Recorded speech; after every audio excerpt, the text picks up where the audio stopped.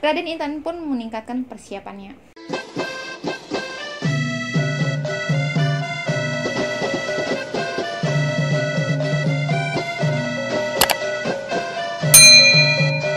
Assalamualaikum warahmatullahi wabarakatuh. Tapi pun, welcome back to YouTube channel Anggun Paksi dan terima kasih sudah klik video ini. Oke, langsung aja gue bakal membahas mengenai pahlawan yang ada di Lampung. Salah satunya yaitu adalah Raden Intan II. Tapi sebelumnya gue minta dukungan kalian untuk support terus channel ini agar gue lebih semangat lagi upload videonya, agar gue lebih semangat lagi untuk ngebahas beberapa materi lainnya dengan cara subscribe channel Anggun Paksi dan tekan tombol lonceng di bawah ini.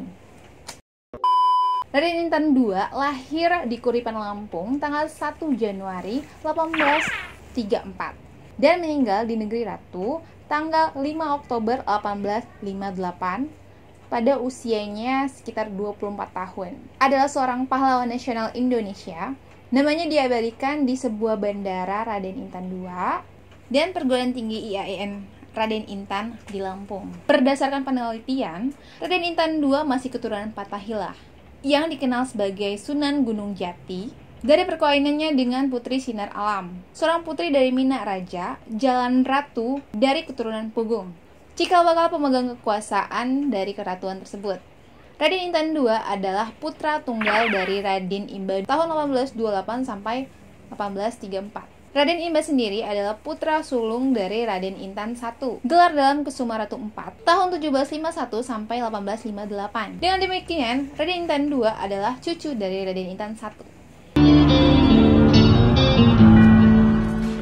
Pada saat Raden Intan II lahir pada tahun 1834, ayahnya Raden Imba ditangkap oleh Belanda dan diasingkan di Pulau Timor akibat memimpin perlawanan bersenjata menentang kehadiran Belanda yang ingin menjajah Lampung. Istrinya yang sedang hamil tua, yaitu Ratu Mas, tidak dibawa di pengasingan. Pemerintah Keratuan Lampung dijalankan oleh Dewan Perwakilan yang dikontrol oleh Belanda. Raden Intan II tidak pernah mengenal ayah kandungnya tersebut karena dia setelah lahir si Raden Intan ini belum pernah ketemu sama si Raden Imba karena Raden Imba itu kan lagi sudah diasingkan di Pulau Timur dan kalau nggak salah dia meninggal di sana. Tapi ibunya selalu menceritakan perjuangan ayahnya, sehingga pada saat dinobatkan sebagai Ratu Negara Ratu, Raden Intan II melanjutkan berjuang memimpin rakyat daerah Lampung untuk mempertahankan kedaulatan dan keutuhan wilayahnya. Perjuangannya didukung secara luas oleh rakyat daerah Lampung dan mendapat bantuan dari daerah lain seperti Banten. Salah satunya yaitu Wakia, tokoh Banten yang pernah melakukan perlawanan terhadap Belanda dan kemudian menyingkir ke Lampung. Raden Intan II mengangkat Wakia sebagai penasehatnya. Wakia menggerakkan perlawanan di daerah Semangka dan Sekampung dengan menyerang pos-pos militer Belanda.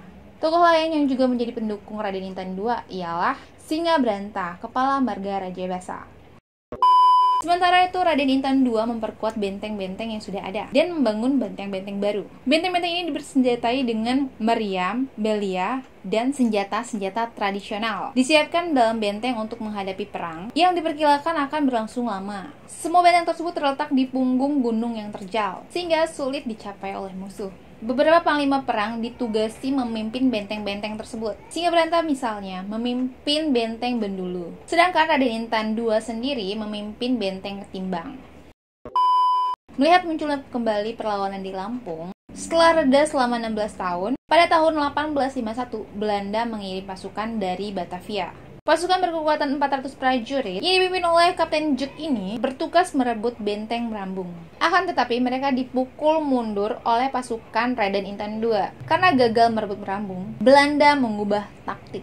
Kapten Kohler, asisten residen Belanda di Teluk Betung, ditugasi untuk mengadakan perundingan terhadap Raden Intan II.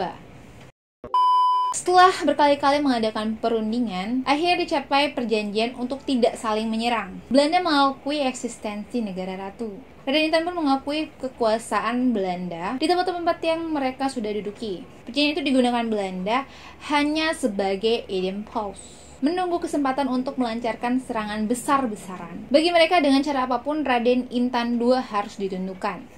Belanda yakin selama Raden Intan II masih berkuasa, kedudukan mereka di Lampung akan terancam. Namun sebelum memulai serangan-serangan baru, Belanda berusaha memecah belah Lampung. Kelompok yang satu diadu dengan kelompok yang lain. Di kalangan masyarakat ditimbulkan suasana saling mencurigai. Di beberapa tempat usahanya berhasil. Pemuka-pemuka masyarakat Kalianda misalnya termakan hasutan untuk memusuhi Raden Intan II, sehingga mereka tidak menghalang-halangi pasukan Belanda patroli di sekitar Gunung Rajabasa. Pada tanggal 10 Agustus 1856, pasukan Belanda diberangkatkan dari Batavia dengan beberapa kapal perang. Pasukan ini dipimpin oleh Kolonel Wilson dan terdiri atas pasukan infanteri, artileri, dan zeni, disertai sejumlah besar kuli pengangkut barang. Esok harinya mereka mendarat di Canti. Kekuatan mereka bertambah dengan bergabungnya Pangeran Sempurna Jaya Putih, bangsawan Lampung yang sudah memihak Belanda. Iring-iringan kapal Belanda yang memasuki perairan Lampung dilihat oleh Singabranti di Benteng Bendulu. Ia segera mengirim kurir ke Benteng Ketimbang untuk memberitahukan hal itu kepada Raden Intan II, yang selanjutnya memerintahkan pasukannya di benteng-benteng lain agar mempersiapkan diri.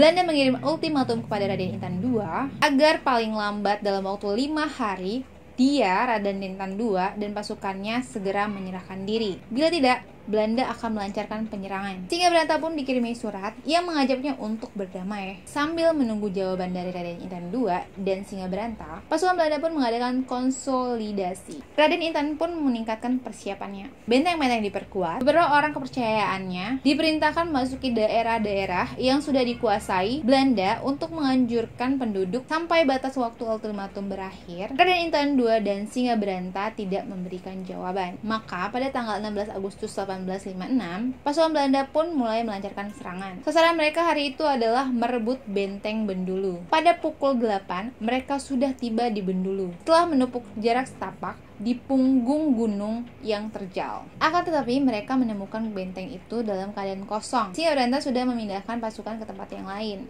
Ia dengan sengaja menghindari perang terbuka, sebab yakin bahwa pasukan lawan yang dihadapinya jauh lebih kuat. Pasukannya disebar di tempat-tempat yang cukup tersembunyi dengan tegas melakukan pencegatan terhadap pasukan Belanda yang keluar dari benteng. Sudah menduduki Benteng Bendulu, sebagian pasukan Belanda bergerak ke Benteng Hawibra yang dapat mereka kuasai pada tanggal 19 Agustus. Di Bendulu, pasukan Belanda berhasil menangkap seorang kemenakan Singgabranta dan 14 orang lainnya. Mereka dipaksa menunjukkan tempat Singgabranta dan menunjukkan jalan menuju ke Timbang, dan semuanya mengatakan tidak tahu. Namun mereka terpaksa menunjukkan tempat Singgabranta menyembunyikan senjata, antara lain 25 tabung musyil, 1 meriam, 4 pucuk lila, dan beberapa pucuk senap. Sasaran utama Belanda ialah merebut Benteng Ketimbang, sebab di benteng inilah Raden Intan II bertahan. Untuk merebut benteng ini, Kolonel Walsa membagi 3 pasukan. 1 pasukan bergerak dari Bendulu ke arah selatan dan timur Gunung Rajabasa. 1 pasukan bergerak menuju Kalianda dan Waiurang dengan tugas merebut Benteng Merambung, dan setelah itu langsung menuju ke Timbang. Pasukan ketiga bergerak dari Penengahan untuk merebut Benteng Salai Tabuhan dan selanjutnya menuju ke Timbang. Ternyata pelaksananya tidak mudah seperti yang dibayangkan. Kesulitan utama ialah Belanda belum menemui jalan menuju ke Timbang. Penduduk yang ditangkap tidak mau menunjukkan jalan tersebut. Oleh karena itu, pasukan yang dipimpin oleh Kolonel Wilson dan sudah menduduki Hawibra terpaksa kembali ke Bendulu. Pasukan lain yang dipimpin oleh Mayor Van Ostade berhasil mencapai Waiurang yang penduduknya sudah memihak Belanda. Walaupun pasukan ini sempat tertahan di Kelau akibat serangan yang dilancarkan oleh Raden Intan II, akhirnya mereka berhasil juga merebut Benteng Merambung. Sebenarnya letak Benteng Ketimbang tidak jauh dari Benteng Merambung, akan tetapi Belanda tidak mengetahuinya. Kesulitan untuk mengetahui jalan menuju ke Timbang baru dapat mereka atasi pada tanggal 26 Agustus. Pada hari itu mereka berhasil menangkap 2 orang anak muda. Seorang di antaranya ditembak mati karena berusaha melarikan diri. Yang seorang lagi diancam akan dibunuh bila tidak mau menunjukkan jalan ke Ketimbang. Anak muda itu pun terpaksa menuruti kehendak Belanda. Setelah jalan ke Ketimbang diketahui, Kolonel Wilson segera memerintahkan pasukannya untuk melakukan serbuan. Subuh, tanggal 27 Agustus, mereka langsung bergerak. Ketika tiba di Galatanah, pukul 10, mereka dihadang oleh pasukan Raden Intan II. Pertempuran ini dibenangi oleh Belanda. Begitu pula pertempuran berikutnya di Pematang Sentok. Sebagian pasukan ditinggal di Pematang Sentok dan selanjutnya lagi meneruskan gerakan ke Ketimbang. Tengah hari, pasukan ini setelah tiba di Ketimbang. Setelah itu datang pula pasukan lain, termasuk pasukan Pangeran Sampurnajaya Putih. Ternyata benteng Ketimbang sudah ditinggalkan oleh Raden Intan II dan pasukannya. Dalam benteng ini, Belanda menemukan bahan makanan dalam jumlah yang banyak. Benteng Ketimbang telah jatuh ke tangan Belanda. Akan tetapi, Kolonel Wilson kecewa karena sebab Raden Intan II tidak tertangkap dan tidak menyerahkan diri. Wilson mengirimkan pasukannya ke berbagai tempat untuk menemukan Raden Intan II. Sebaliknya, untuk mengacaukan pendapat Belanda, Raden Intan II menyebarkan berita-berita palsu melalui orang-orang kepercayaannya. Beredar berita bahwa ia sudah menyerah di Waiurang. Wilson pun segera menuju Waiurang. Ternyata, orang yang dicari tidak ada di tempat itu. Seorang perempuan melaporkan pula bahwa Raden Intan II ada di Rendeh dan ditemani hanya beberapa orang pengikutnya saja. Berita itu pun ternyata berita bohong. Suatu kali Belanda sempat mengetahui persembunyian Raden Intan II. Tempat itu pun dikepung di bawah kepemimpinan Kapten Calder. Akan tetapi Raden Intan II berhasil meloloskan diri. Sampai bulan Oktober 1856, sudah 2,5 bulan Belanda melancarkan operasi militernya. Satu demi satu, benteng pertahanan Raden Intan II berhasil diduduki. Namun, Raden Intan II masih belum tertangkap. Sementara itu, Belanda mendapatkan laporan bahwa Raden Intan II sudah pergi ke bagian utara Lampung, menyeberangi Wais Putih. Berita lain mengabarkan bahwa Singabranta berada di Pulau Sebesi. Belanda mengerahkan pasukan untuk memotong jalan Raden Intan II. Pasukan juga dikirim ke Pulau Sebesi untuk mencari Singabranta. Hasilnya nihil. Baik Raden Intan II dan Singabranta tidak berhasil ditemukan. Kolonel Walsall hampir putus asa. Ia merasa dipermainkan oleh seorang anak muda berusia 22 tahun. Akhirnya Walsall menemukan cara lain. Ia berhasil memperalat Raden Ngerapat, maka pengkhianatan pun terjadi. Raden Ngerapat mengundang Raden Intan II untuk mengadakan pertemuan, membicarakan bantuan yang akan diberikan kepada Raden Intan II. Tanpa curiga, Raden Intan II memenuhi undangan tersebut. Pertemuan diadakan malam pada tanggal 5 Oktober 1856 di suatu tempat dekat Kunyanya. Raden Intan II ditemani oleh satu pengikutnya. Raden Ngerapat disertai beberapa orang. Akan tetapi, di tempat yang cukup tersembunyi, beberapa orang serdadu Belanda sudah disiapkan untuk bertindak bila diperlukan. Raden Ngerapat mempersilahkan Raden Intan II dan mengiringnya memakan makanan yang sudah disiapkan terlebih dahulu. Pada saat Raden Intan II menyantap makanan tersebut, secara tiba-tiba ia diserang oleh Raden Ngerapat dan anak buahnya. Perkelahian yang tidak seimbang pun terjadi. Serdadu Belanda keluar dari tempat persembunyiannya dan ikut mengeroyok Raden Intan II. Raden Intan II wafat dalam perkelahian itu karena pengkhianatan yang dilakukan oleh orang sebangsanya. Dalam usia yang sangat muda, malam itu juga, mayatnya yang masih berlumuran darah diperlihatkan kepada Kolonel Wilson. Dan pada tahun 1986, pemerintahan Republik Indonesia menganugerahinya gelar pahlawan nasional. Nah, itu dia perjuangan pahlawan Lampung, yaitu Raden Intan II yang sudah berjuang mempertahankan wilayah atau kedaulatan yang ada di Lampung. Jika kalian suka dengan video ini, jangan lupa like video ini dan share ke teman-teman kalian biar teman-teman kalian juga pada tahu. Dan jangan lupa juga subscribe channel ini agar kalian tidak ketinggalan info-info menarik lainnya. Jadi kalian mesti wajib tekan tombol lonceng di bawah ini. Oke, gitu aja. Bye-bye.